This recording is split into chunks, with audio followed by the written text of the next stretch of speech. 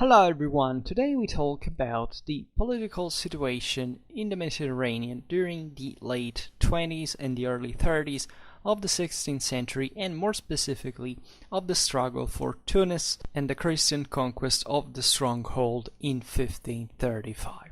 Later it would be lost again, but this is a phase that aside from the campaign and the actual siege of La Golette and of Tunis itself, that we will be not analyzing in military detail today, actually presents this very interesting look at the settling, and especially at this break that occurred, the split, right, this fracture that occurred in Mediterranean with the Ottoman conquest of Tunis by Hayreddin Barbarossa, right?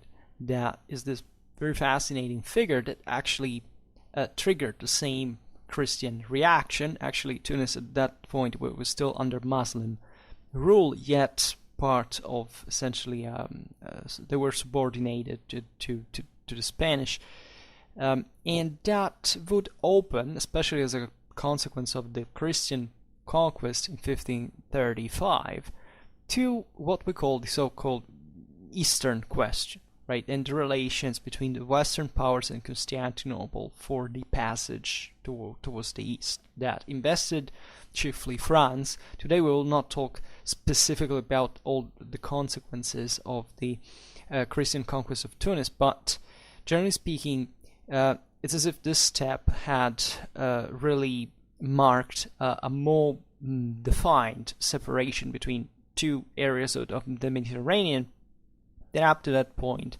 hadn't quite been exploited in their full potential, both by the Ottomans that, with Barbarossa essentially extended dramatically their influence in the Western Mediterranean, but also for the West that up to that point had, let's say, of course, had it made its own stand in the Western Mediterranean, but not quite, hurried, like instead happened in this case for the first time, for the control, right, of in this specific case in the channel of Sicily, basically, and therefore this very important passage from which you could control, from Tunis, fundamentally the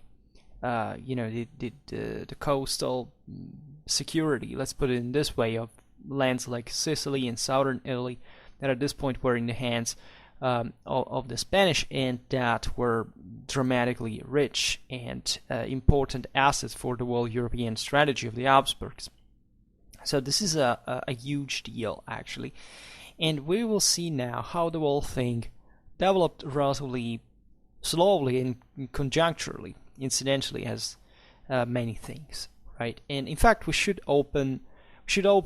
are actually addressing this early modern historical contexts now as part of a new series we started last month, without giving a broader context, but I think you know more or less here which are the sides, who is fighting, whom, where, for which reasons, and most especially about the existence of this impia federa, that is, alliances that basically had nothing to do with religion.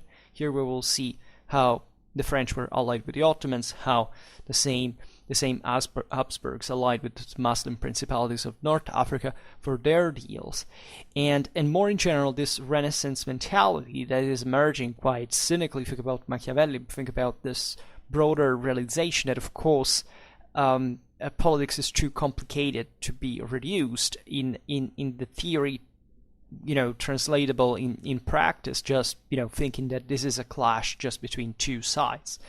And this was still jarring at the time, because Europe, albeit entered in modern age, of course, didn't know even what that meant in the first place. This was a fully medieval world. The most important horizons, definitely international policy, were the ones of universalism, were the ones of Christianity and the struggle against the infidels. The same, of course, from the Ottoman side, but as we often explain on Schwerpunkt here, if you pretend to make a strategic analysis of these realities, thinking that religion is the essential and decisive element, basically you can't understand literally anything of the world picture, right? This is simply a clash between very ambitious powers, as always in history, that are struggling for domination, right? And religion is a factor. It was driving many moral forces and also, important assets, because religions had their own institutions and power, etc. But the commitment, the logic, and how this unfolded was, very far from what this ideally had to be. And I'm somewhat amazed how when I say these things, it sounds like, I was downplaying religion. Look at, how many videos I made actually about history of religion and how important I consider it. Because I think we have lost generally the realization that, or maybe we never had it at a popular level, that now is, instead, expressing itself through the media and so on, that dichotomies, things like A versus B and nothing else, are things that do not represent anything remotely close to what our human reality is, right? So I don't know why we insist on these oversimplifications that, they make you just sound stupid. I wouldn't like to put it in these terms, but let's be honest about this. We have to state the reality of the matter here. There are reasons for which this happens, and they don't have to be downplayed either. But once again, this is a period in history that, as all history, requires open-mindedness in the form of intellectual development to understand. And even the strategic problems that now we'll deal with are naturally something that can be approached in the same way either, right? But aside from this, there would be so many premises to make at this point, but let's skip them, because I think that in the von Clausewitz series we discussed about this enough. But just to give you an example of this reality, if you look at Italy, for example, Italy is at the center of the scenario because it's in the middle of the Mediterranean.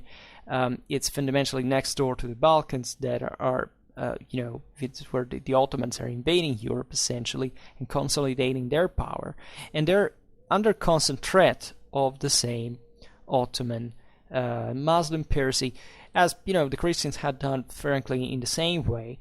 But naturally, with the rise of the Ottomans, this threat was more evident. And yet, not even in there, and for good reasons, telling the truth from the perspective of the powers that were there, the relation with the Ottomans was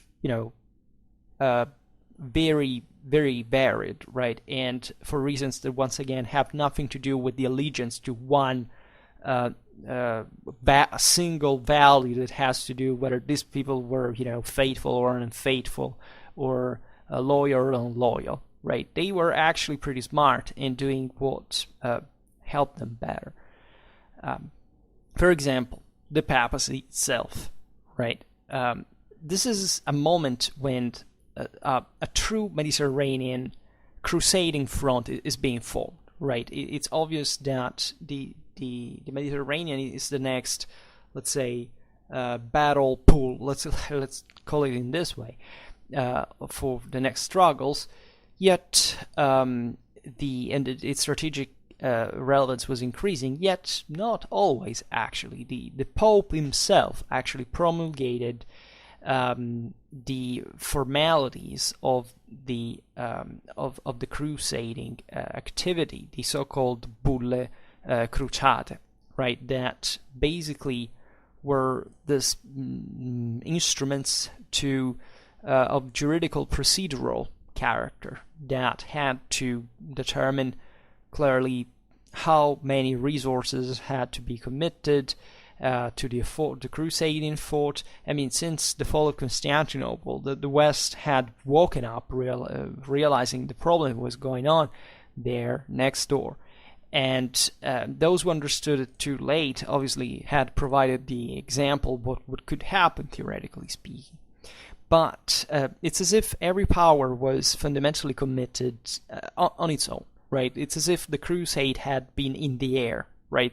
And even, let's say, worse than this, for the crusading spirit in itself, And the various powers had gotten used to this, promulgating at least in moments of major crisis because of Turkish activity, of their own, provisions that were tending naturally, chiefly actually to accumulate, to save resources in order to bring, at some point to a joint religious military effort, right? But even in here, the situation was very flexible, as we have seen. If the Pope had, a softer spot for France at some point, they had to check out also what the French-Ottoman relations were, how the thing could, play in the various balance of powers, if this would favor too much France, and then eventually, supporting the Habsburgs and therefore backing them in turn, without mentioning that even the Habsburg domains at this point were nothing unitary, right? They were just a sum of dynastic legacies that in this period Charles V had come to to collect in a single under a single ruler, but the control also over these assets was very complicated, right? Everything was acting on their own. Like the Austrians were reasoning in one way, the Spanish in another. Spain was not even technically a unified kingdom. Like they were still split actually between Aragon and Castile. That also did something different in turn. The Burgundian legacy of the Flemish cities also behaved in a different way. Bohemia, Hungary. Here, the whole situation is, if we're not talking about the German princes and the Italian powers that were constantly changing side according to the situation, and all discounting, by the way, the strongest monarchy was actually the French one, right? So we often stress, and this is done somewhat ideologically, like saying, oh, look at France, they were the most Catholic monarchy, the greatest chivalric, the great crusader sovereigns that still, use this, this character, in their propaganda, etc. They were allied with the Ottomans because they were surrounded by the Habsburgs. The point is that the Habsburgs were actually surrounded themselves, and actually was France the strongest power in this regard, that had a political unity and control that was very, very difficult to to stand at this point. So, and this whole balance was so, unpredictable, and it depended on so many different factors. Could be dynastic, economic, military, of course, that just one, Italian family could shift the whole European policy here. This was a huge deal, right? And this is what produced, naturally, even what we call as the Renaissance, and this more, realpolitik culture that was naturally, of course, not giving much about religion, not because these people didn't believe in religion. They did, quite firmly. It's just that, guess what? Reality takes another path, because politics is not religion. And war is not religion as such. And even if it's all intertwined, obviously there are so many different forces acting at once, including, for example, the great fracture of Christianity itself, right? There were many Protestants that actually liked Muslims much better than the Catholics, this is the picture, right? And this is also about a traumatic one.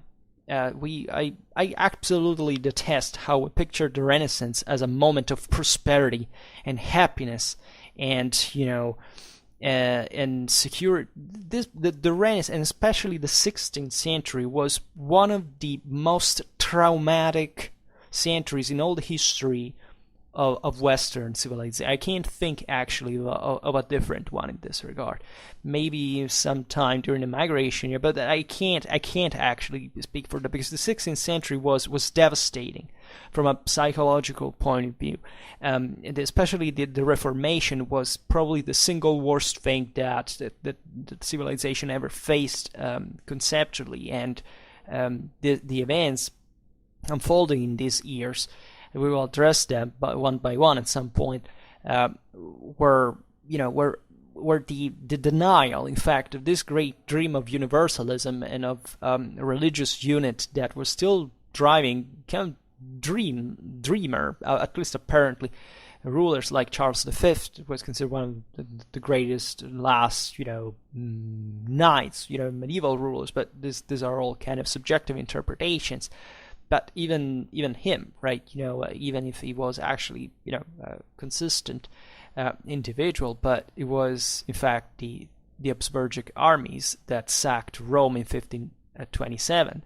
And actually, the people who committed the greatest atrocities in the sack of Rome. The sack of Rome is an immense trauma, once again, for the world Christianity. Think about what it means. The world Christianity is revolving around Rome, right? Were the ones who commit the worst atrocities the Protestants, Landsknechten, right, of the Frundsberg?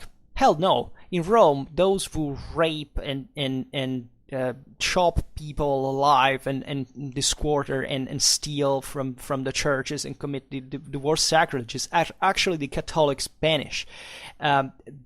This is the moral disorientation, this idea that will be eventually exemplified better in Baroque art and in philosophy, of the idea of the lack of a center.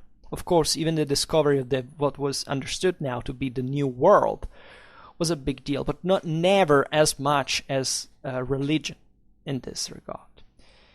And yet we can pick another example that is Venice, right? Venice is this, florid mercantile republic, one of the greatest financial powers of early modern Europe, and it has this maritime dominion that stretches all over the eastern Mediterranean. And that naturally is the one that is most directly threatened by the Ottomans. Even in here, the relations with the Ottomans are very intermittent, right? As a matter of fact, the French and the Venetians are the ones that wink the most at the Ottomans. And guess why? Just another shot against geopolitics, right? Because it's not the geographical location that dictates what policies these states are gonna do. Because guess what? Both the Venetians and the Ottomans need to trade, because they are powers that are in the mid between Europe and Asia, and therefore they must benefit from the trade tolls. And if goods do not pass, they can't earn. Also, the Portuguese are opening the Indian route by circumnavigating Africa, and this is taking away money both to the Ottomans and to the Venetians. Right, so these people actually can fight each other in the most atrocious and radically violent wars you could ever read in history of humanity, with people skinned alive and poured, salt over their limbs, entire massacres of civilians and things like this. But this next day, they will simply be good friends and trade and have actually massive intercultural activity. Also because Constantinople and Venice were two hell of cultural superpowers at that time. And they think about printing in Venice. Venice was elected as an honorary Protestant city later on, because it kind of escaped the control. It controlled its own, press. They didn't make the Inquisition have anything to do with it, differently from the other Italian and, let's say, in this sense, papal and Habsburgic subordinated Italian states, and Constantinople naturally was dominating over 3 continents and being, an enormously, by the way, also tolerant, with many at this time, not just many Jews, but also many Christians actually escaping from Europe to go live in Constantinople. And even certain Christians that converted to Judaism to go live in Constantinople because of all the economic benefits that the Jews had in Constantinople. And this was, first of all, it's massively documented. There is an immense literature about these topics. But also, it was the normality at the time.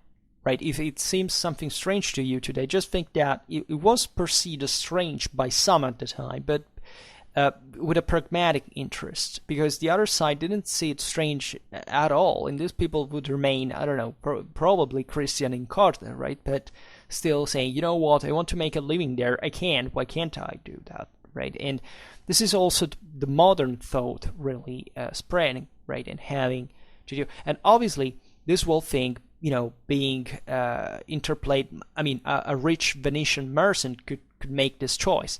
Maybe a Serbian, or Montenegrine peasant wasn't probably, the same, attitude towards the Ottoman domination. But in general, even in there, you could find enormous examples of cooperation and continue. I mean, Ottoman armies were actually full of Christians, right? And we're not talking about the fact that in 1453, the Ottoman conquest of Constantinople had been speeded up by the same Orthodoxes that didn't want at all to fall under the papal rule and preferred the Muslim one to them, right? So if you think that this is a modern political statement, I'm sorry for your gross historical ignorance, but I mean, go pick up books and read what is written in them, because here we're making history. We're not trying to make a propaganda of sort or appeasing anyone, but just getting people, acquainted with the essentials of this story, that without which wouldn't mean anything in practice.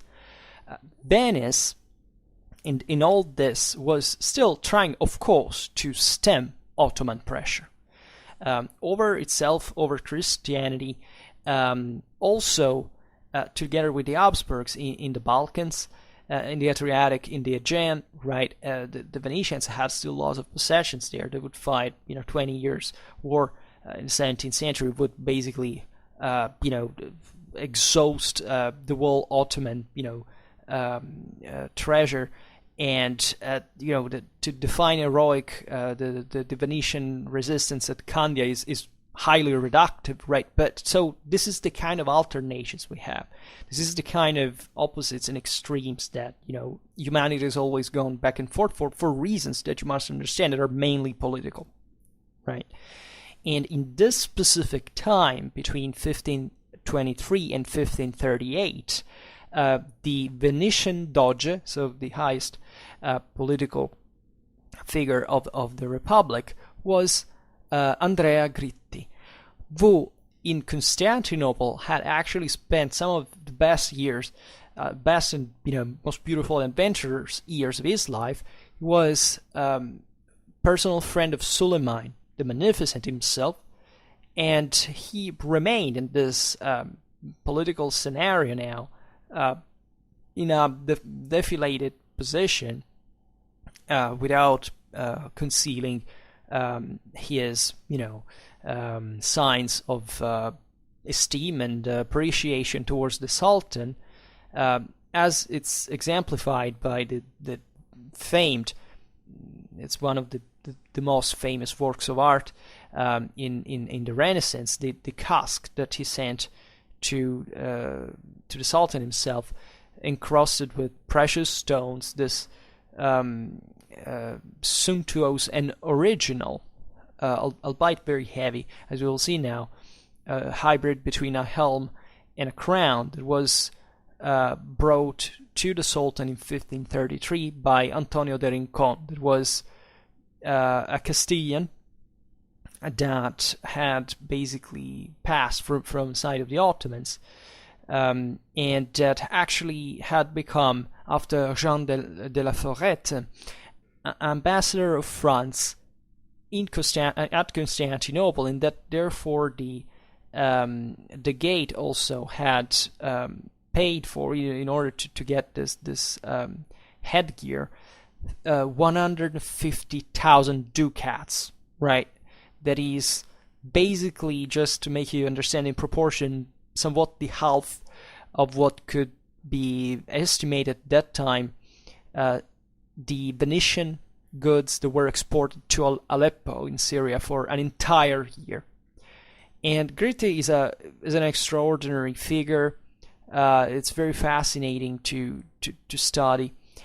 And there is actually, for example, he spoke fluently Turkish. He was friend of Muslims, and Jews.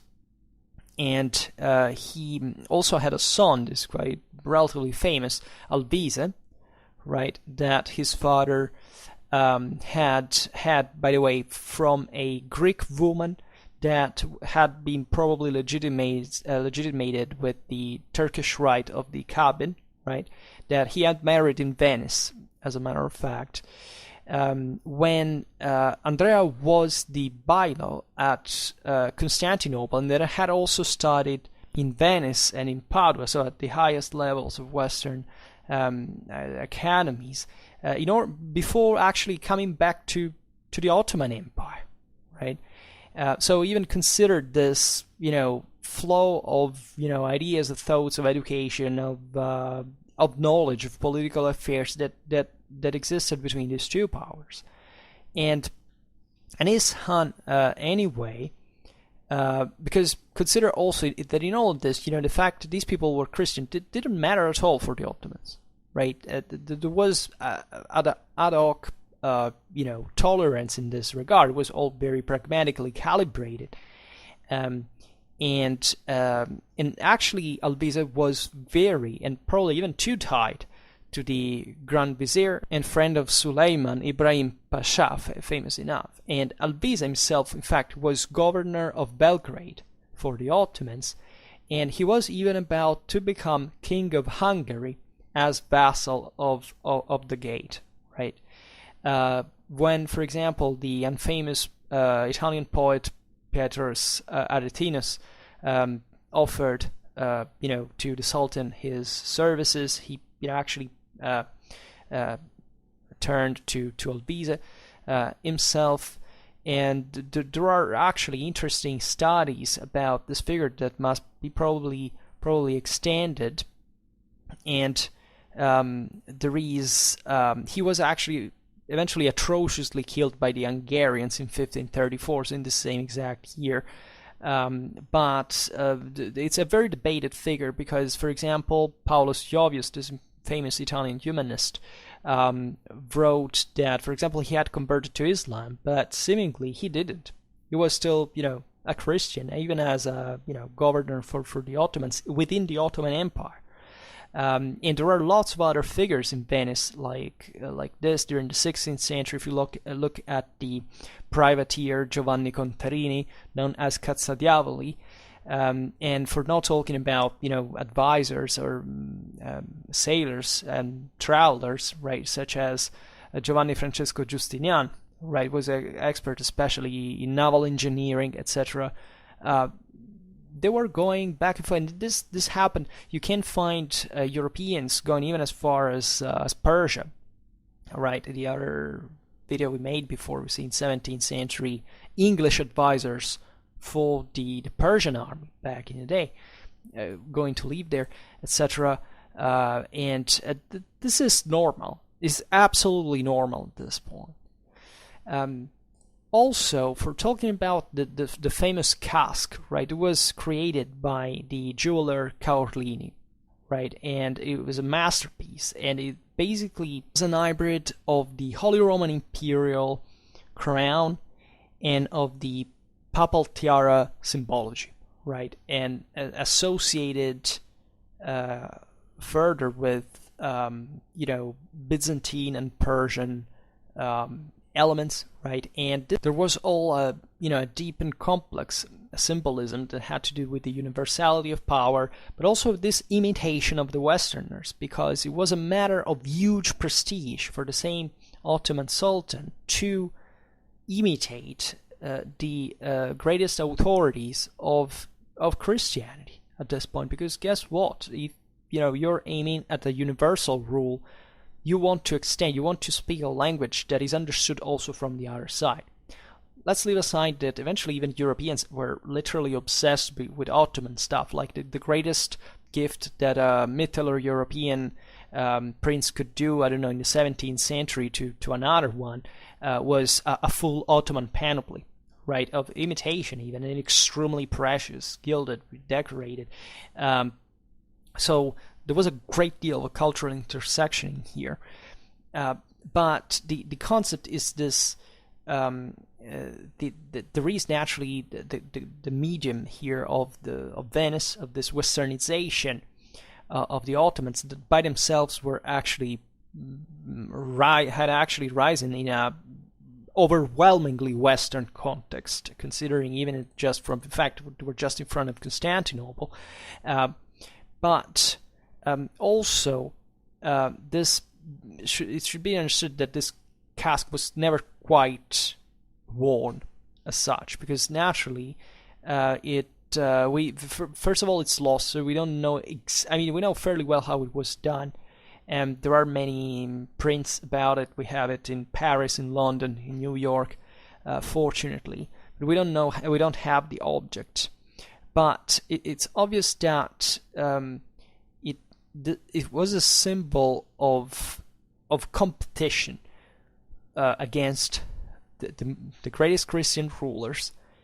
And it was even brought together with the other precious Ottoman regalia at the triumphal entrance of Suleiman at Belgrade in 1532, right?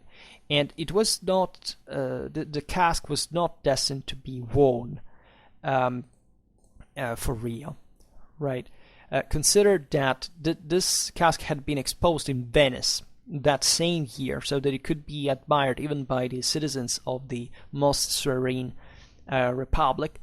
And it was Ibrahim Pasha that was very much, Western-minded, that that it was brought at the triumphal entrance at Belgrade, and it was definitely concurring with the same regalia of Charles V. It was inspired to the fasts of Alexander the Great, that actually is much more influent in Muslim epics historically than in Christian one, and also naturally the ones of ancient Rome. But it would have been impossible to be worn in that occasion, right? Because first of all, it was too heavy to be worn, right? It would have broken, if not the neck, but it would have caused some trauma at that point. But also, it didn't have to do basically anything to do with the Islamic world and the sultanial functions as such. And it would have been even embarrassing, right, given that it was eventually inspired to the papal tiara. And however, it was an object of apparatus that was to be exposed in certain solemn occasions to say, look at how many stuff the Ottomans have and how many legacies they collect. The Ottomans were actually declaring them Caesars among all their various titles. This was completely normal.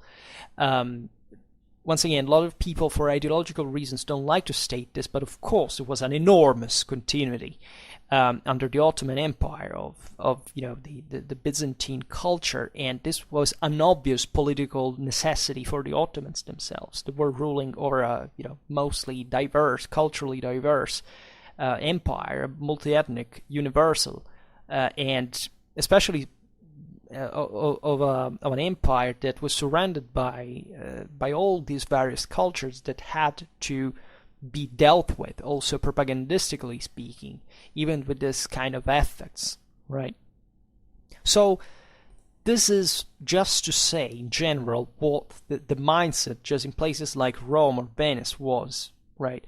And these were theoretically the ones that were in the first line against the Ottomans for geographical reasons, but not quite so, evidently. And so while the Habsburgs of Austria and Venice provided to, check the Ottomans on the eastern front, let's call it in this way, Spain and the Order of St. John and the papacy were instead, more concerned and more seriously in these years now about the southern front properly, right? And more specifically of the whole coast that stretched from the Gibraltar Strait to the Strait of Sicily, that was increasingly under the threat, right, of Corsair privateering war, right? And this was mainly a problem naturally because of the traffics that were unsafe, the fact that more troops were needed to police, to guard these areas, to patrol them, and also the goods that went lost in the process because of the raids, of the sinkings, and more generally of the fact that people didn't want to go out there because they feared they could be raided, right? So privateering in general was a very, as we were saying before, bipartisan way. Every power basically enacted that, as carried it out as long as they needed it, where in another. And much of the same military expansion of these powers, of their central government, actually passed through privateering, right? And the Mediterranean has always been like this. And in 1529, there was the same year in which the Ottomans, that we will have to deal in another video, were besieging Vienna, right? The first siege of Vienna at this point. So while definitely this point, not even the Balkanic, but probably the Central European front was at the hottest, the Bey Lerbey of Algeria, Kar ed-Din, right? So the Barbarossa, so this adventurer that served the Ottomans as a privateer, already controlled at this point, by the way, the Maghrebin littoral, had resumed with great force in the name of Constantinople, in the name of Sultan, the offensive aimed at eliminating the Spanish strongholds of the North African coast. This naturally was a pretty serious situation, as the Spanish basically at this point had, were fully committed in the maintenance of these bases all over the North African coast, and that naturally connected also this broader empire from Spain, the Balearic Islands, Sardinia, Sicily, Naples, etc. And therefore, this, even just for directionally speaking, you understand that it's going to cut in half, or at least to isolate some of the Spanish possessions in this sense. And this naturally was bringing pressure on the other most important maritime power in this context, that is Genoa, right? That at this point was fundamentally, especially with the Admiral Andrea Doria, immense figure in early modern history, that had recently entered in the direct service of the Emperor Charles V, right? And it was expected to take action pretty soon against the Barbarossa. It was called like this actually. He might have, we don't know, he might have even had a red beard as far as we are concerned.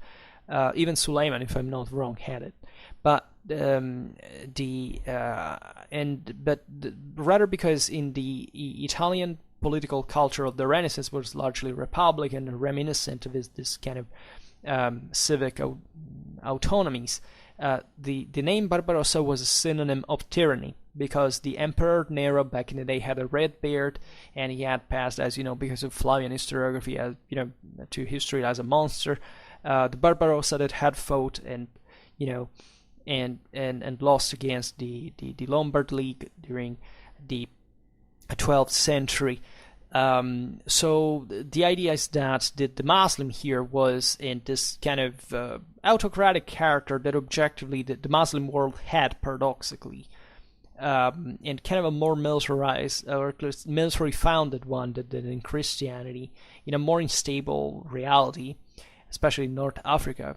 It was very fragmented politically, embodied as a form of tyranny, right, as a form of autocracy, right, that was despised naturally by the Renaissance culture, even though actually the lordships now and the national monarchies were affirming themselves in an ever more centralized way, and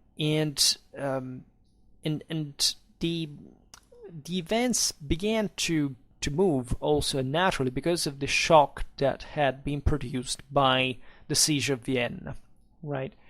But definitely that because it had threatened the very heart of the Austrian possessions of Charles V, right? So the heartland of the Habsburgs, but also the barbarian threat. Barbarian means that there is an obvious homonymy and synonymy used at the time, but the barbarians are the territories of Barbaria, right? So of the North African area, that brought the Emperor Charles V and the Pope Clement VII to come to put to an end as soon as possible the war that had broke out following the French Papal League signed at Cognac, right?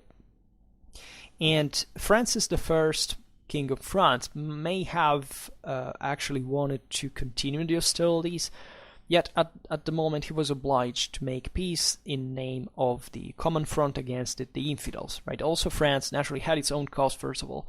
It was the first reason, but it's also in here, it's not that France liked the Ottomans as such, right? They loathed them as much as everybody loathed each other at that point. But the point is naturally that, you want to relieve pressure on you, because it's fundamentally the Habsburgs that are, encircling you. So what you do, you ally with the greatest enemy of the Habsburgs, and therefore with the Ottomans. But even the French were, at some point, for sums of reasons, as we understood at this point, also adverse to the Ottomans, and needing to at least to put an end to hostilities, also because nominally of this Muslim threat. So on February the 2nd, 1530, the day of Candlemas, the purification of Mary, the Pope solicited the Holy Roman Empire, the Italian states, and Hungary for a new crusade, while the Hospitallers that had been thrown out from Rhodes managed to settle in Malta and in Tripoli. So also pretty close to the theater of operation. The Spanish, on the other hand, had besieged Algeria, right? That had tried to besiege Algeria, now were negotiating with the Sultan their support to the peace on the Danubian front in exchange for the concession of that fortress. So figured how, the whole, situation was actually unfolding. But Suleiman, at this point, had found in Barbarossa, Khayr ad-Din, really the right man to commit the Christian forces in the Mediterranean, Western Mediterranean, and Barbarossa, in fact, was showing at this point an incredible energy and ability, and that was leaving literally everybody speechless because of the unfolding of the situation, development of the situation. In fact, in 1534, the privateer through the Strait of Messina rose up through the northern, towards the north, the Iranian coast, basically terrorizing the Calabrian and Campanian coasts up to the port of Savona, right? So up to Liguria, from Sicily to the north, challenging basically all the way his cordial enemy, as it was called in this regard, Andrea Doria himself, right? As they, as a seaman, they really appreciated each other. They knew what the nautical maritime skill of their fleets, of their crews actually were, and that were, however, mutually, competitive. In this situation, they didn't actually wanted to come to a decisive clash at this point. They were kind of trying to elude each other in some way, but still very cautious about what the next move could be. And these raids, however, were devastating, right? It was a continuous plague for the Italian powers, because Italy has like 3,000 kilometers of coastline. So think about the sheer amount of resources that they had to commit to patrol, to defend effectively all the cities, all the assets that they had over the coasts. And there is a rich southern Italian anecdotic, let's say, culture developing at that point historically, relatively to the Turkish and barbarian incursions that not only brought to the creation of legions, songs, and ballads, but also animated a tradition that would have eventually turned into this, a series of even of feasts, of popular spectacles, the famous Sicilian pupi that are probably one of the greatest, the single greatest reminiscence of chivalric culture, in European folklore. And what is fascinating in historiographical perspective is that this characteristical phenomenon of this obsession for the Turks and the barbarians, right, of the Maghrebines, was projected back in time, right? The incursions of the so-called Moors during the 9th and the 11th century at this point were revived in the way that largely has been done ever since in Western civilization, right? Also did this thing, the southern Italy invaded, influenced by the Saracens massively, but actually we have not interiorized how much, for example, Europe has actually massively influenced North Africa. I mean, North Africa never had enough demographic resources to make an impact in Europe whatsoever. But it's from the Renaissance actually that we have come up with this myth, this idea, this concept of the other side of the Mediterranean as, of course, this magical, mystical, even dark and magical world of the Saracens, of these forces of magicians, of black magic, of naturally of the infidels, and the clash also of the knights. Think about these were, as we will see now, the same years in which the Orlando Furioso Wars were in Britain.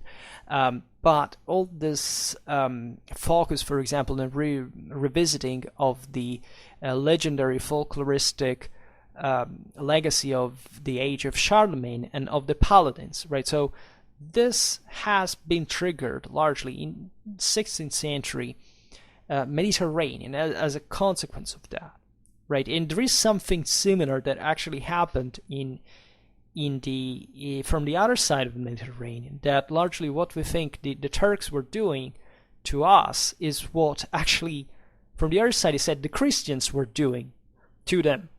And this is fascinating in historical perspective. And so basically this expedition was a big deal, though. It ravaged entire places. It slaughtered a lot of people, enslaved many others, we'll see now. And after that, Barbarossa arrived up to Liguria, so to the nest of the Genoese.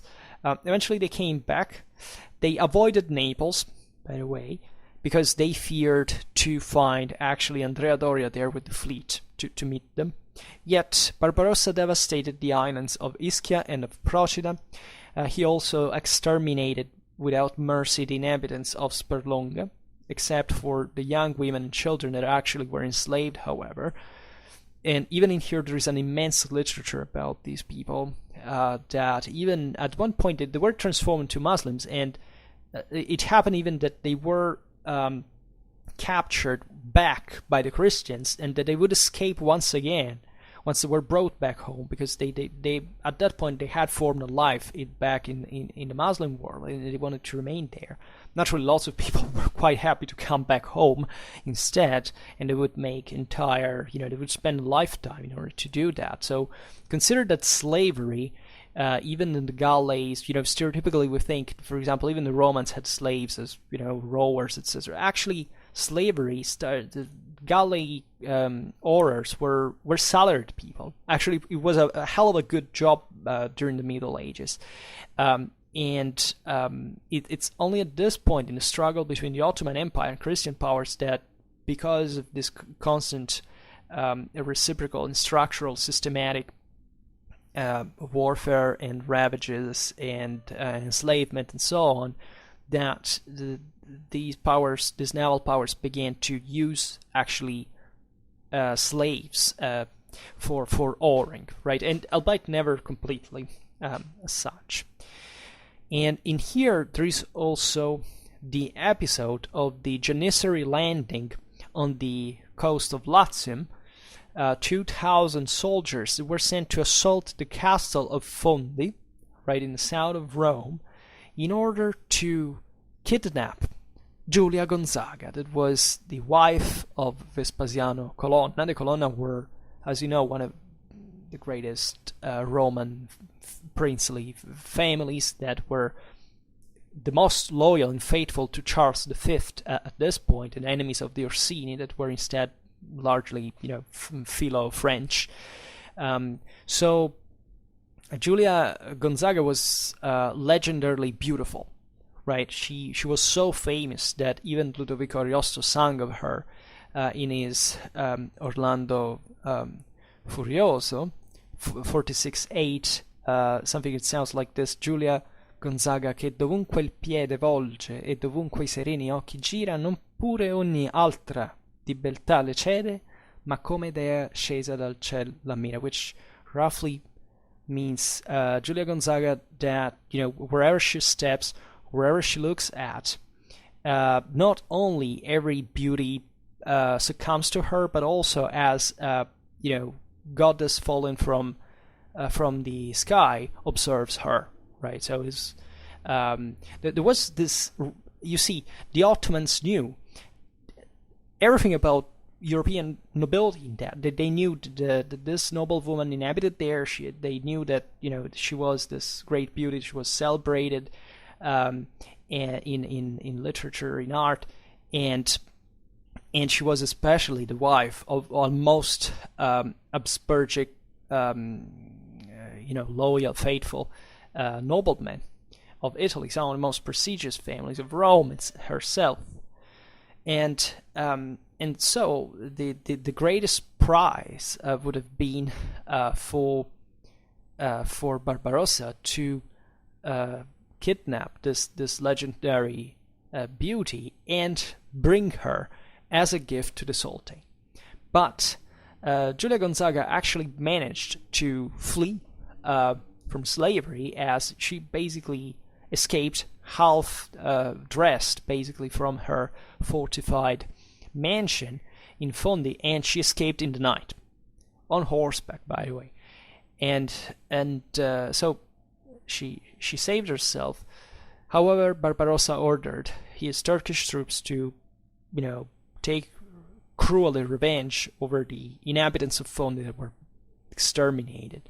So this is as crude and as violent, this war. Think about all the hatred in all this thing, right? And besides all the political motivations and the cultural, interaction, all the various joint interests, think about all the people who would have been very glad to rip the skin off of their own enemies in this regard. And the revenge, the naturally, embittered politics as such. So there is an intensification. These were some of the richest regions of Europe. These were some of the most, internationally. I can say the term. There was as if there was a public opinion that something came much later. But I mean, the fact that naturally these communities had a great weight in shifting the political balance, and also say, look, what the hell is going on? Charles V, you as Viceroy of Naples, or however, as Holy Roman Emperor, in absolute terms, you should protect us. These Muslims are raiding our lands and exterminating our people, enslaving our women and children. What the hell do you do? This is a great motivation for the 1535 expedition of Tunis, right? And there was a time in which Rome herself actually was in danger. Towards the mid-August of 1534, where the barbarian fleet was actually spotted off of Ostia, the port of Rome, of course, spreading panic in the Eternal City, because the Roman fortifications had been poorly repaired after the imperial sack of 1527, and the city was somewhat exhausted in this regard.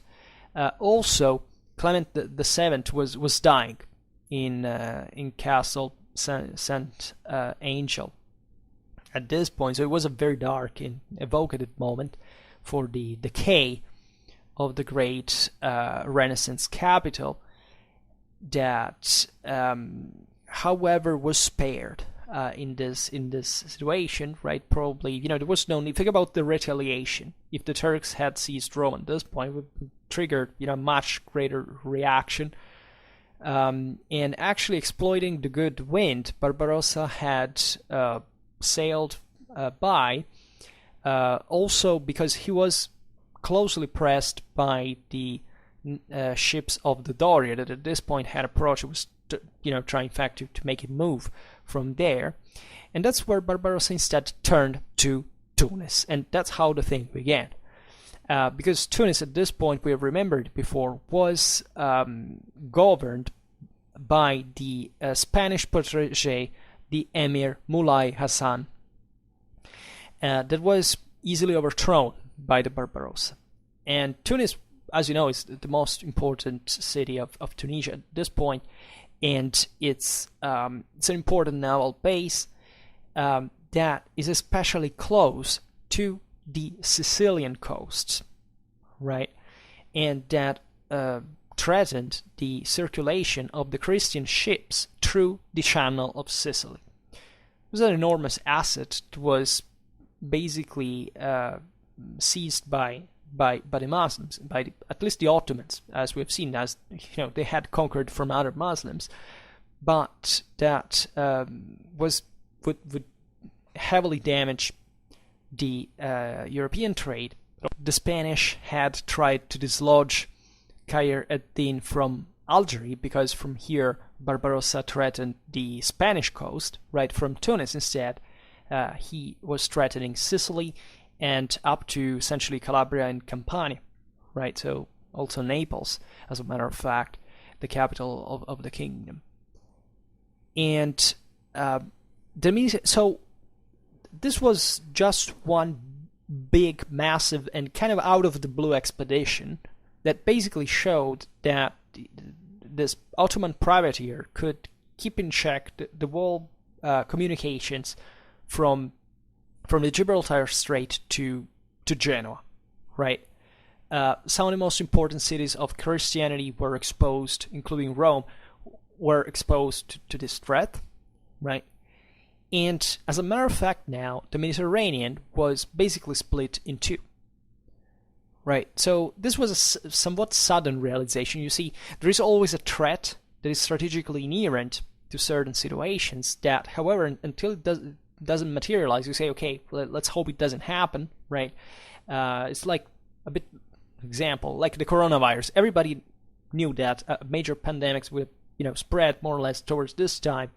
It already happened 4 times since the beginning of the millennium that these things would come out from the same place. We had predicted every single thing, read Hosterholm, etc. But say, okay, until it doesn't happen, let's do as if it didn't matter, right? Then it happened, and everybody hurries for fixing the thing. That's exactly what happened now, right? It's obvious that the Barbarossa had been quite clever to exploit this weakness, right? This, as we were saying before, Europe had a dramatic, superiority overall in men, in resources. There's no comparison. The point is they were split, right? They were fragmented. We're fighting, as a matter of fact, against each other. So even the same chunks of those factions were theoretically from the same side, had different interests, right? What do you think the Spanish cared about the Austrians, and vice versa, by the way, or what the Neapolitans actually did, or the Flemish actually did, because that was the reality, and these were actually also different chunks. Right, they were different kingdoms with different historical tradition. Just think about Sicily had been governed by the Aragonese since the second half of the 13th century. Naples, it was not even 1 century, was under the Spanish at this point, and even the administration was very decentralized. Actually, it was impossible to govern these places otherwise, because the local nobility was very full of itself, and actually also very tricky, as we will see now in a while, because if you take the Kingdom of Naples, you consider, I don't know, the Duchy of Calabria or the Principate of Taranto, that were de facto some autonomous powers on their own that often played even against Naples and that were subject to this, in fact, external pressures and schemes, as we'll see now, specifically with the French policy of Francis I in 1535. So think about the complexity of the system per se, right? And how, you say, these guys could have thought about it before, but how? Right? How do you bet in all the various possibilities it can present to invest on an imaginary thing that potentially is there, that surely drives your, your actions in a way, but that you don't have to necessarily commit to up to, there are certain other things that seem to be more important. Think about Vienna at this point.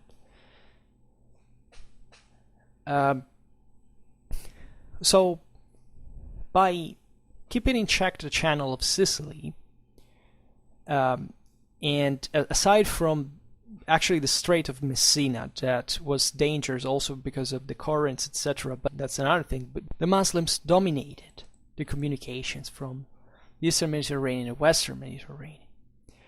And at this point, however, they were also strengthened, of course, by the crypto alliance of the French king, right? That, of course, could not say, oh, well, now we have to, to let the Muslims go, guys, because, they couldn't. They couldn't abandon the Crusader idea. The French were the champions of the crusading ideology, by definition, historically, by essence, as the French monarchy was considered, even more the Spanish one, objectively, the most Catholic, right? And they couldn't reveal openly the fact that they were actually in an alliance with the Turks. Of course, as we've explained before, it was at this point a struggle between Francis I and Charles V. Together we didn't focus on this specifically, we will do it on another video. But obviously the thing was realized by everybody, right? Paulus Jovius, that we have recalled before, this Italian humanist that wrote in several works, actually, mainly the Descriptiones, written in 1531, but especially the Commentario delle cose dei Turchi, that is basically the commentaries of the affairs concerning the Turks, dedicated to Charles V and translated. It was a bestseller at the time. It was translated in 6 languages, and in which the author repeated, kind of naturally and understandably, that in front of the Ottoman threat, the French-Spanish conflict for the hegemony over the Italian peninsula and Europe was not very much justified, right? It was a huge deal. There were many other interesting things that Jovius said, right? He addressed, for example, the reiteration of European-Ethiopian alliance in anti-Muslim function. You know that the African, or it was, largely Ethiopia actually was Christian, and this was something that went on since the 15th century. It had been revived chiefly by the Portuguese and the Genoese in anti-Venetian function, of course, and there is actually also a renewed interest of the same humanists towards the same Muslim world, right? There was an opening of the ethnographic, but also politically theoretical literature to the idea that there were great men, even among Muslims, that were these great models of government that were quite serious and quite important to take into consideration in order to even to defeat them. Think about Machiavelli in The Prince, that writes about the difference. He paradigmatically takes the most powerful polities of the time. Guess which they are? France and the Ottomans, right? and they become as a paradigm of two different naturally models of power. But there is also this literary genre that is the one of the that had been started by Petrarch in the 14th century, had a huge fortune in Renaissance Europe. There was this list of the great illustrious men. That was naturally an imitation of Plutarch and of Varro, right? That had mostly showed like pagan and also Christian figures, and in which began to figure also Muslim characters, right? For example, if you look at the frescoes dedicated to this topic, to this theme, in that you can find in Rome, Florence, and Padua, these capitals of the Italian Renaissance during the 14th and 15th century, you see that next to the great pagan sovereigns of antiquity and of Christianity, there were also Muslim characters like Saladin, Timur-Lane, right?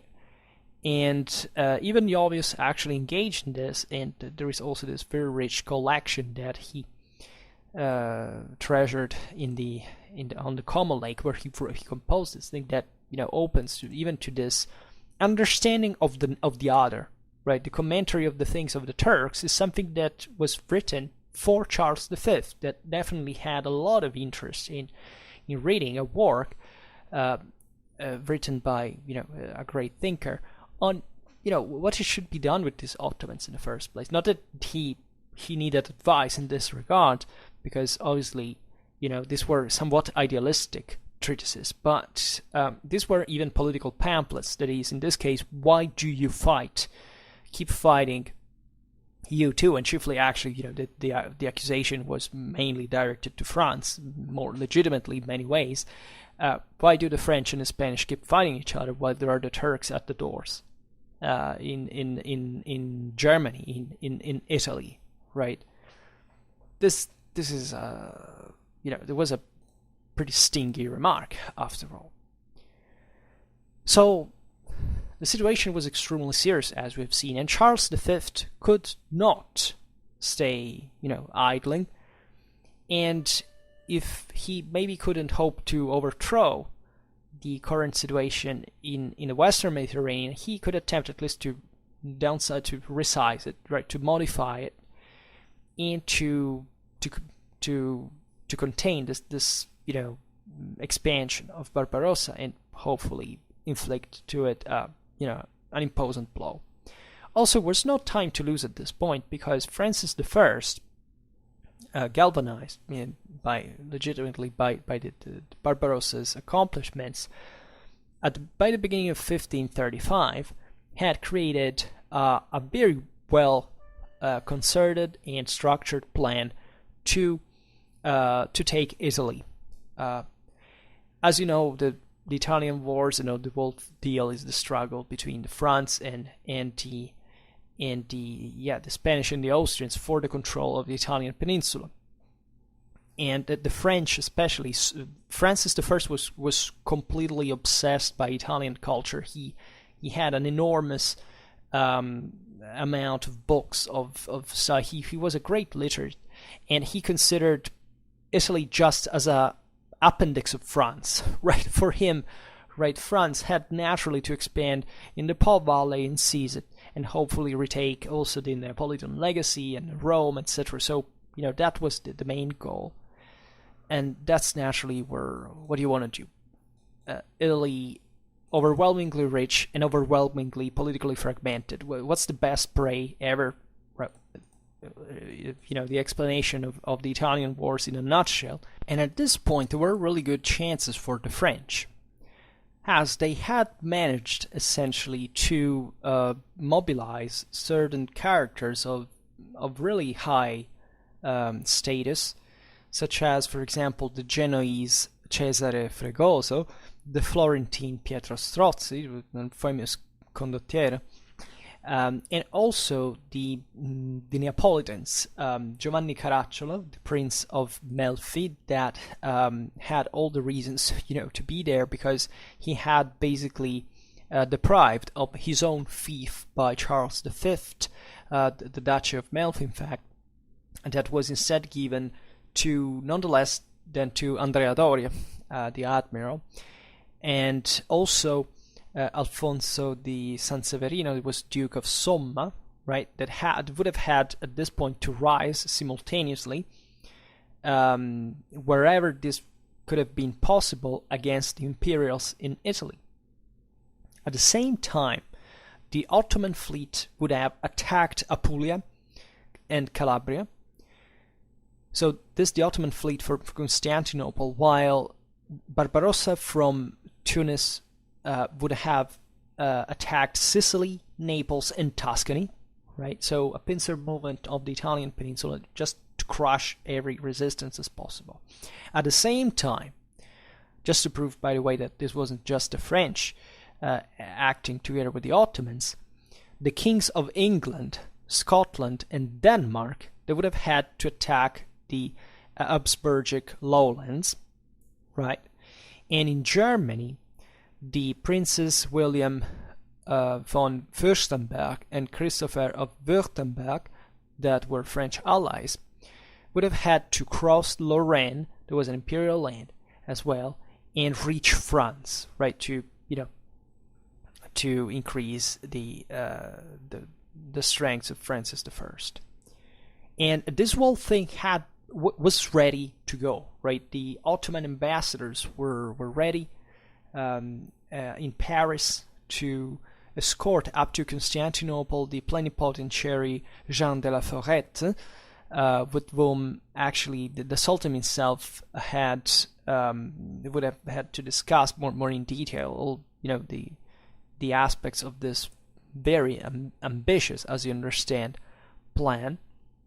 Part of the embassy of the French ambassade to Constantinople was the cultured Guillaume Postel, that at this time would have written his De la République des Turcs. So as you see, Jovius had written his own, Postel his own, right? This work was published eventually in 1538. So everybody was interested in the Ottomans, whichever side, pro-Habsburgic or pro-Valois you would be.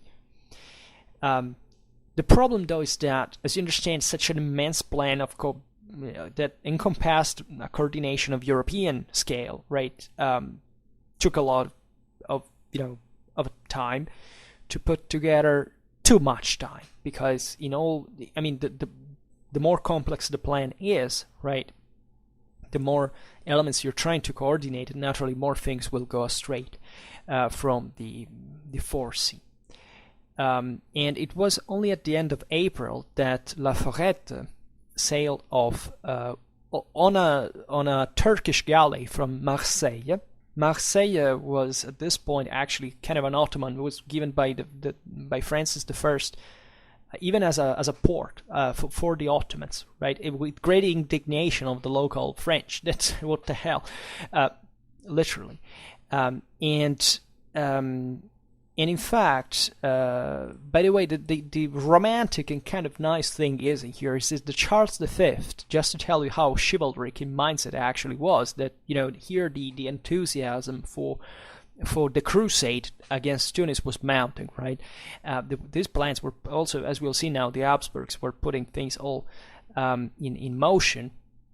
Charles V, as the Holy Roman Emperor, felt the duty to communicate to Francis I about his plan against the Ottomans, right? He was so, you can't call Charles V naive, right? But he thought as a cavalier that was his duty to tell, right? Francis, let's join the crusade against the Ottomans. And Francis said, of course we will. And he said the next thing he did, in fact, was to reveal everything, more details than what were already known to the Ottomans, as a matter of fact, right? So this is the kind of Renaissance politics that is actually, no different from the one of every other historical period that, however, may surprise some, at least. Laforet left from Marseille to Tunis itself, right, where he eventually sailed for Constantinople. So Charles V began to respond from the North African coast itself, right, while the French and the Turks were perfectioning their very complex and at least, on paper, well-conceived trap. He was ready to invest Tunis with all his force, right, and to confirm to this expedition, in fact, the sacred character of a crusade, right? And we've seen that there were all the strategic reasons for doing it. If you retake Tunis, you can't control the Channel of Sicily, and therefore the passage between the two basins of the Mediterranean. This stronghold could not be left in the hands of a corsair, a privateer that was, by the way, a vassal of the Ottoman Sultan, right? But especially couldn't be left to the French, because that basically would have become a logistical base for the French as well in the Mediterranean. Pretty close to Italy, pretty close to Spain, right? So there was also this sense, naturally, of revenge for the violences committed the previous year in Italy. Also the fact that Barbarossa was a renegade, right? He had passed to the Ottomans in this regard from previous back, and that had even dared to approach the residence of the Vicar of St. Peter, right, and even to harass and attempt to kidnap a dame, right, Julia Gonzaga, belonging to this great houses, ultra faithful to the empire, like the Gonzaga and the Colonna were, right. So the enterprise was entrusted formally to the Crucifix Savior. The emperor made this pilgrimage to the Madonna of Montserrat, that is the patron of Catalonia and her maritime power. Also, Charles V, of course, obtained the support of Pope Paul III, that had succeeded to Clement VII.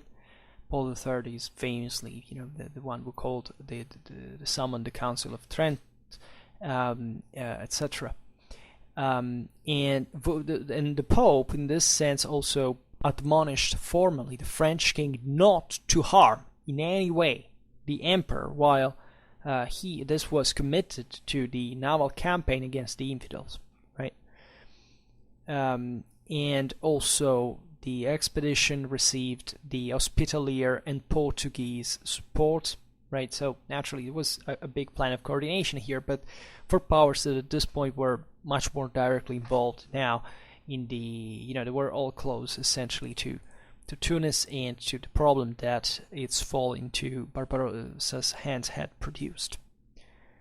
The naval forces of Charles V were posed under the command of the Genoese Admiral Andrea Doria, while basically, and this was huge. I mean, the financial investment, the sheer economical expense of this expedition was really huge, right?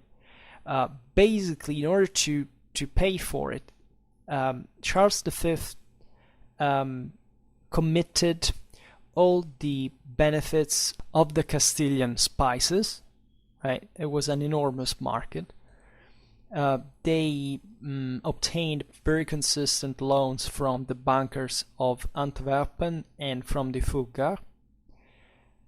Also, they invested many of the resources of the victory that Spain had obtained in the last July in 2 years before, in 1533, from the victory over the Inca Atahualpa, that according to the Peruvian governor were estimated in gold and silver as 2 million ducats. Right, so these are massive resources, and they had all been put at disposals of the organizers of the army. Also, since the early March of 1535, Charles had informed all the vassals and allies that, in fact, this enterprise was to be launched. And in fact, he sailed off. They sailed off from Barcelona on May the 30th. That was the at least the Spanish where the Spanish contribution was coming from, while all the other naval squads would have met in Cagliari, in the south of Sardinia.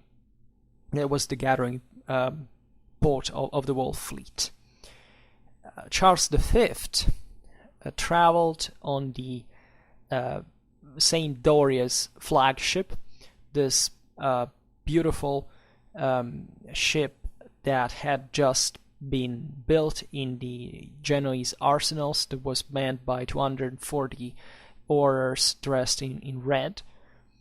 And in Civitavecchia, close to Rome, also sailed off the Papal squadron of 12 galleys that were at command of the Count of Anguillara, Virginio Orsini. The imperial fleet, counting in total 74 galleys, right, and altogether 330 ships, because of course there is all the logistics, all the cargoes and etc., landed finally on June the 16th, 1535, on the Tunisian coast. And in here we skip all the military aspect, because naturally it has its own complexity. We may deal with it another time. But to make the long story short, less than 1 month afterwards, the fort of La Goulette was taken, right? The Turkish barbarian fleet was largely captured. Also, and very importantly, also from a propagandistic point of view, 20,000 Christian prisoners were freed. Right, 20,000. Figure just about just even as labor forces, subtracted from the Muslims and taken back, and plus all the other slaves that were captured instead by the Christians around. And also, in fact, on July the 21st, Tunis herself was sacked by the Christian army. This was an immense victory for Christianity. There are many stories. Once I read the diary of a Landsknecht, that was, that's a miserable story. It was a guide. It was showing you, the ugliest side of what it meant to be an imperial soldier at the time. And this man that basically left to make money because of booty and so on, he came back, barely alive and poorer than before. And also he ended his life, I don't know where, someplace in southern Germany, making, I don't know if he even lost some limb or something. But, there is the dark, ugly, and miserable and quite dishonorable side of every military expedition of this sort.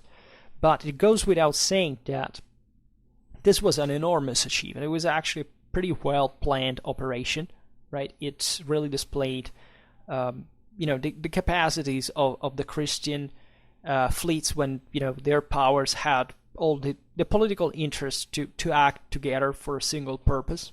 Right, Charles had this magnificent triumphal march towards Rome, landing in Sicily, and then going to Naples.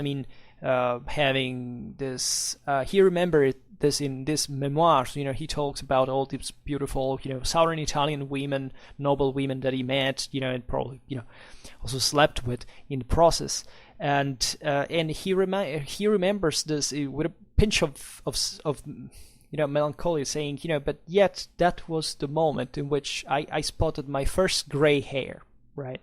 And that's kind of, Charles V was a kind of a sentimental, kind of romantic guy, indeed. And he he was just excessive in drinking and in eating. He didn't get drunk, but he just drank and eat like crazy, right? And he didn't become an obese like Henry VIII of England, but his doctors were desperate. I mean, he was kind of interesting, fascinating.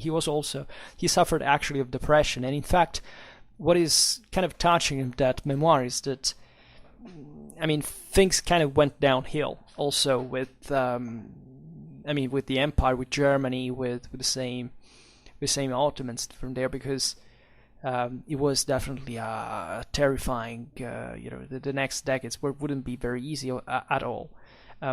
But this was really a sound, concrete achievement. He triumphed in Rome, right? He replicated this Roman triumph in the city, bringing the locks and the chains of the gates of Tunis, right? Khar ad-Din, the Barbarossa, took refuge in Algeria, escaping in an adventurous way, the encircling that the Admiral Doria had disposed around him, right? They had caught him, basically. He managed to sneak out this incredible way. But the point, though, was, that the Spanish had retaken control of Tunis. They actually gave it back to Mulai Hassan, their devotee, if anything, because it was easier to let him rule the place in their behalf, as he had been the lord of the city before the conquest from the side of Barbarossa. But of course, the Spanish retained this time the direct control of the La Goulette fort, right? That it was normal, just take the stronghold and maintain it there as long as you have a politically friendly, community there locally. That's really fine. It's not a big deal. Barbarossa in all this was furious, of course. That was like a huge smack, right?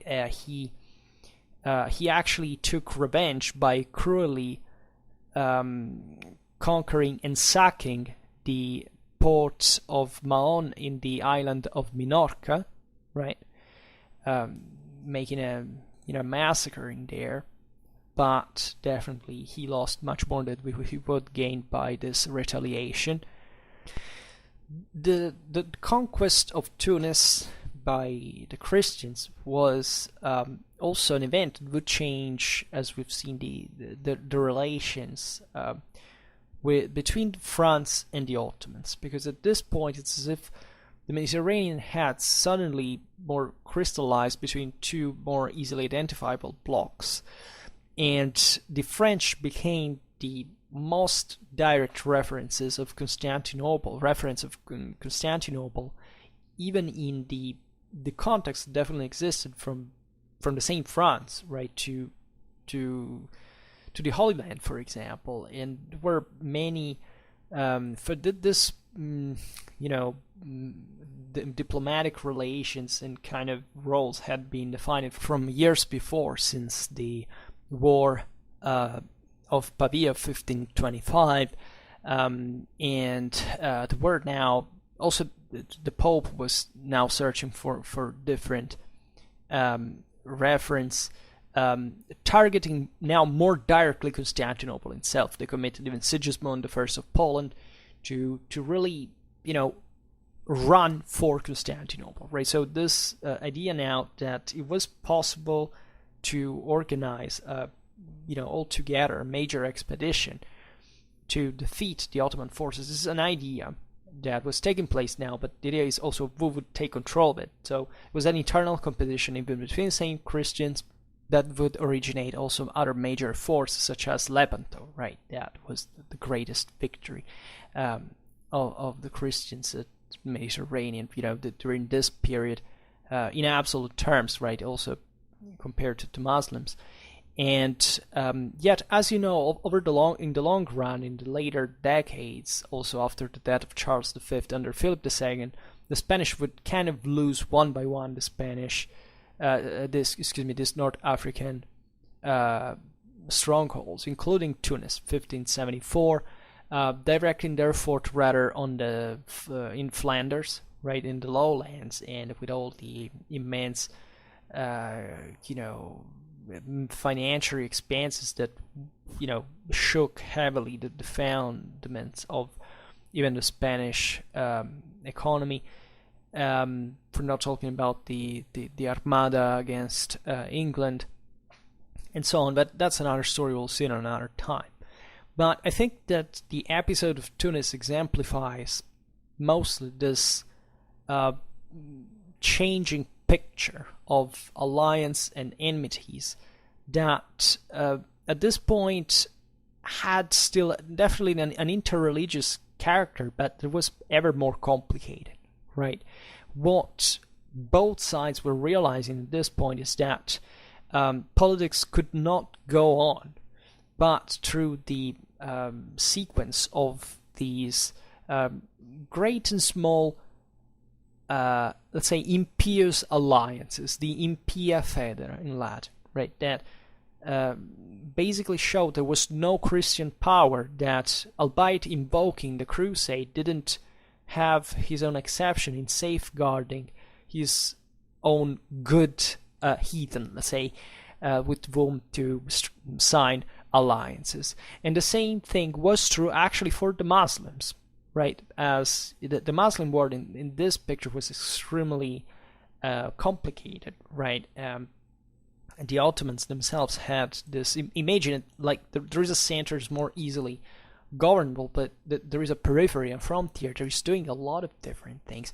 And even North Africa, that we mentioned many times now, was actually very disturbed by Ottoman expansionism, right? They did all these various local powers, especially the Moroccans, that at some point would even dare to attack the Ottomans. They got crushed in the process, and these other local rulers that were seen naturally as, you know, the Christians, as in not because they were Christians in such terms, but because they were in that moment their more advantageous political reference, in order to avoid, in this case, a Muslim power that was Muslim just by chance in this regard, that they saw as as a threat. Right? It was threatening even their own sovereignty, because consider that what the Ottomans were doing was not very different from the idea of, the pretenses of universalism of the empire, where for Christianity, that is theoretically that everybody had to be under a sole ruler, right? And of course, the other Muslim powers didn't like this. There were also naturally doctrinal differences and simply different political cultures. I mean, look at what Maghrebine sovereigns were about. Well, there was a much dramatically less stratified society, a much more, greater tribal clientele background, in which the local ruler was much more a physical presence, even among the people, right? The Ottomans had, the Sublime Gate was basically crystallizing and, regulating in a kind of a ascetic, hierarchic and authoritarian way. This the idea that the Sultan had to be separated, couldn't be seen. He was, just he could meet just some people. Everything was very, very formalized. They inherited also a lot from the Byzantine monarchic models in this regard, all for the sake of universal picture to be pictured. Naturally, if you take Charles V, that by spirit was just a Burgundian knight, right? You realize that Europe was something different, and there are, of course, many studies that show how this fragmentation of Europe was actually of Christianity was not a negative factor, right? It was negative in as much, of course, this system was being harassed by this greater power, but on the long run, actually, this helped to maintain the Christian institutions more flexible, more fluid, more capable of changing and of adapting, and also this great interregionary clashes with the wars of confession. Think about what was happening in Germany at the time, but even what happened in late 16th century France. Some of the bloodiest pictures of French history the next century, the 30 Years' War, right? It's what actually the West codified from things that in our world now seem to be kind of normal, but they're not to be given for granted at all, like the freedom of religion, for example. Freedom of confession, eventually, also freedom of religion from with the Enlightenment, and lots of other, ideas that were coming from a negotiation. Not an absolutistic, autocratic, proclaiming authority, but communities that were essentially questioning the reliability, the competence, and the authority of those who were called to rule, right? And it's definitely not so simple, even in definition, but it is something that brought to Europe a unique character. It was already present from the previous centuries, of course. It's not a Renaissance product, if not as transitionally speaking. But I think we can't see as far from these episodes, and we are definitely going to continue our early modern Renaissance war, let's say better, review on and on. We will probably expand more intensely towards the modern times, right? More than we have done in the past. I don't know about contemporary times. We can talk about something in this regard as well. But for now, it's already enough that we have managed to write to this point. So for now, just hope that you enjoyed this video, and if you did, please share it. Otherwise, leave a like or subscribe to my channel if you're interested in my upcoming contents. And for now, I thank you heartily for listening to me. I wish you a nice time and see you next time. Bye.